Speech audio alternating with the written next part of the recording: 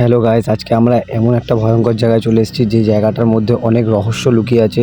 তো অনেক রহস্যময় একটা জায়গায় এসেছি, দেখতেই পাচ্ছ পুরো জায়গাটা নিস্তব্ধ একটা জায়গা, জঙ্গলে ভর্তি জায়গা। জায়গাটা দেখেই কিরকম একটা ভয় ভয় ব্যাপার আছে। আজকে আমি আর আমার দুই বন্ধু মিলে চলে আসলাম সেই রহস্যময় জায়গাটাতে। বিকেলবেলা বৃষ্টি ওয়েদার, মেঘলা ওয়েদারে। আকাশটা পুরো মেঘলা ওয়েদারে ঢেকে আছে, যখন তখন বৃষ্টি নামার সম্ভাবনা দেখা দিতে পারে। তাই আমরা এখান থেকে এবার বেরিয়ে পড়লাম। বন্ধুরা, আমরা এগিয়ে যাচ্ছিলাম। বাড়ি যাওয়ার পথে সকাল থেকে অনেক বৃষ্টি হওয়ার কারণে রাস্তায় কাদা ছিল, সেই কাদায় গাড়ি আটকে গেছিলো। সে যেতে গিয়ে আমি পড়েও যাচ্ছিলাম। তারপরে যেভাবে হোক ব্যালেন্স করে গাড়িটা আমি বার করলাম। বার করার পর অজয়কে বললাম চাপ, তো বেরিয়ে যাই। অজয় চাপলো, দিয়ে আস্তে আস্তে বাড়ি যাওয়ার পথে রওনা হলাম আমরা। তো বন্ধুরা, এত সুন্দর জায়গাটা এত রহস্যময় কেন? যখন এখানে জনবসতি ছিল না তখন এখানে ভাড়া করা হতো।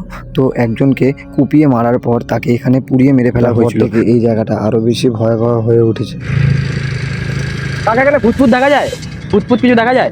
ভূত কিছু দেখা যায়? ভূত? হ্যাঁ, ভূত তো আমরাই। না, রাতের বেলার দিকে এখানে এলে রাত্রে বেলা থেকে কিছু ভূত তো থাকবেই না, মানুষ যেখানে ফাঁকা জায়গা সেখানে ভূত আছে।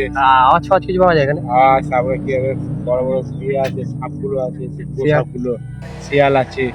শিয়াল তো দেখলাম সামনে আছে। তো কাকার কাছে তোমরা শুনলে সবই, আমরাও শুনলাম। তো আর বেশি কথা না বলে এবার আমরা বাড়ির দিকে রওনা দিচ্ছি।